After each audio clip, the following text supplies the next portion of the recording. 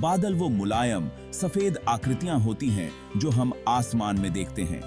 देखने में वो बिल्कुल रुई के फाहे जैसे लगते हैं, लेकिन रुई के फाहे की तरह सख्त नहीं होते। बादल पानी की छोटी छोटी बूंदों या बर्फ के क्रिस्टल से बने होते हैं।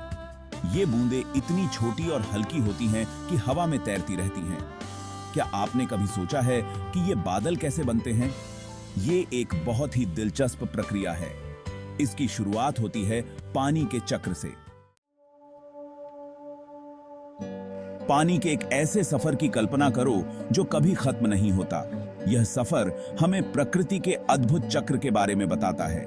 इसकी शुरुआत होती है महासागरों, झीलों और नदियों से। ये जल स्रोत हमारे ग्रह के जीवन का आधार हैं। सूरज की गर्मी इस पानी को एक अदृश्य गैस में बदल देती है जिसे जल वाष्प कहते हैं। यह प्रक्रिया हर दिन हर पल होती रहती है। यह वाष्प हवा में ऊपर उठता है जैसे कि एक अदृश्य यात्रा पर निकल पड़ा हो। यह बिल्कुल वैसा ही है जैसे जब आप पानी उबालते हैं और भाप को ऊपर उठते हुए देखते हैं। यह एक साधारण प्रक्रिया है, लेकिन इसके परिणाम अद्भुत होते हैं। हवा में मौजूद जल वाष्प उस भाप की तरह ही होता है, लेकिन हम उसे देख नहीं सकते। यह अदृश्य रूप में हवा में मिल जाता है।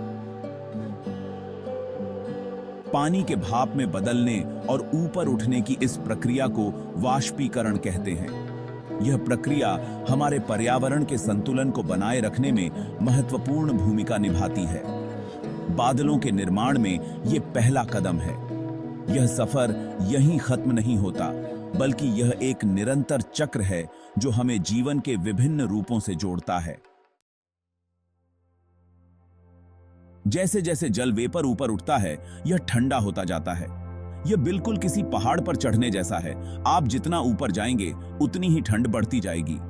जब जल वेपर पर्याप्त ठंडा हो जाता है, तो यह वापस पानी की छोटी छोटी बूंदों या बर्फ के क्रिस्टल में बदल जाता है। इस प्रक्रिया को संघनन कहा जाता है। एक गर्म दिन में सोडा के ठंडे केन के बारे में सोचो। केन के बाहर पानी की बूंदें कैसे बन जाती हैं? यही प्रक्रिया आसमान में बादलों को बनाने के लिए होती है। भाग 4, बादलों का संसार, अलग अलग आकार और प्रकार। बादलों की दुनिया बहुत ही रोचक और विविधतापूर्ण होती है। सारे बादल एक जैसे नहीं होते हैं। वे अपने आकार, रंग और ऊंचाई में भिन्न होते हैं। ये अलग अलग आकार और प्रकार के होते हैं। कुछ बादल छोटे और गोल होते हैं, जबकि कुछ लंबे और फैले हुए होते हैं। कुछ बादल रुई के गोले जैसे फूले हुए और सफेद होते हैं। ये बादल बहुत ही हल्के और प्यारे दिखते हैं। इन्हें क्यूमुलस बादल कहते हैं। ये बादल आमतौर पर अच्छे मौसम का संकेत देते हैं। कुछ बादल छपटे और स्लेटी होते हैं, जैसे आसमान को ढकती हुई एक चादर। ये बादल अक्सर बारिश का संकेत होते हैं। इन्हें स्ट्रेटस बादल कहते हैं। ये बादल आसमान में एक समान रूप से फैले होते हैं। यहां तक कि लंबे, ऊंचे बादल भी होते हैं जो गरज के साथ बारिश लाते हैं। ये बादल बहुत ही शक्तिशाली और डरावने हो सकते हैं। इन्हें क्यूमुलोनिम्बस बादल कहते हैं। ये बादल तूफान और बिजली के साथ आते हैं। हर तरह का बादल हमें मौसम के बारे में कुछ न कुछ बताता है। बादलों को देखकर हम मौसम के बदलावों का अनुमान लगा सकते हैं। विभिन्न प्रकार के बादलों के बारे में जानने से हमें यह समझने में मदद मिल सकती है कि वायुमंडल में क्या हो रहा है। मौसम वैज्ञानिक बादलों का अध्ययन करके मौसम की भविष्यवाणी करते हैं। भाग 5, निष्कर्ष, बादल और हमारी जलवायु। बादल हमारे मौसम और जलवायु में महत्वपूर्ण भूमिका निभाते हैं। ये न केवल हमारे आसमान को सजाते हैं, बल्कि हमारे दैनिक जीवन को भी प्रभावित करते हैं। ये हमारे लिए बारिश और बर्फ लाते हैं, जो हमारे जल संसाधनों को भरते हैं और कृषि के लिए आवश्यक होते हैं।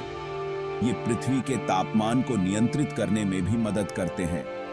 बादल सूर्य की किरणों को अवरुद्ध कर सकते हैं, जिससे दिन के समय ठंडक महसूस होती है। बादल सूर्य के प्रकाश को वापस अंतरिक्ष में परावर्तित कर सकते हैं, जिससे हमें ठंडक मिलती है।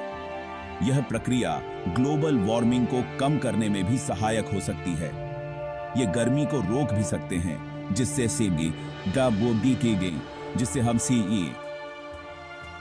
जिससे हमें गर्मी मिलती है। रात के समय बादल गर्मी को धरती के पास रोकते हैं, जिससे रातें अधिक गर्म हो सकती हैं।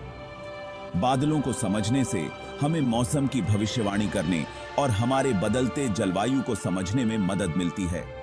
वैज्ञानिक और मौसम विज्ञानी लगातार बादलों के पैटर्न का अध्ययन करते हैं। तो अगली बार जब आप आसमान की तरफ देखें, तो इन आकर्षक संरचनाओं की सराहना करने के लिए कुछ समय निकालें। ये न केवल सुंदर हैं, बल्कि हमारे ग्रह के लिए अत्यंत महत्वपूर्ण भी हैं।